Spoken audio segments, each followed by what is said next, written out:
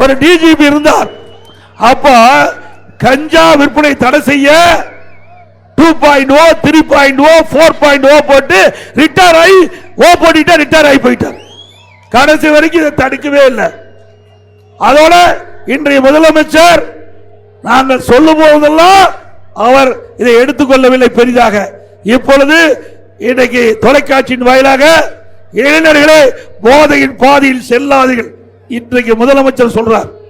நாங்க கோரிக்கை வைக்கும் போது தமிழகத்தில் போதை நடமாட்டம் அதிகரிக்குது, இதனால் மக்கள் கடுமையாக பாதிக்கிறாங்க, இதை தடுத்து நிறுத்த வேண்டும் என்று நாங்கள் கோரிக்கை வைத்தவுடன் இதை நிறைவேற்றப்பட்டிருந்தா இன்றைக்கு முதலமைச்சர் இந்த செய்தி சொல்லி இருக்க வேண்டிய அவசியம் இல்லை. இன்றைக்கு தமிழகத்திலே நம்முடைய குழந்தை செல்வங்கள், நம்முடைய செல்வம் நம்முடைய குழந்தைகள் தான். அப்படிப்பட்ட குழந்தை கண்ணெதிரே போதைக்கு அடிமையாகி சீரழிந்து கொண்டிருக்கின்றது என்பதை நாம் உணர வேண்டும். இப்படி திறமையற்ற அரசாங்கம், ஒரு பொம்மை முதலமைச்சர் தமிழகத்தை ஆண்டு கொண்டிருக்கின்றார்.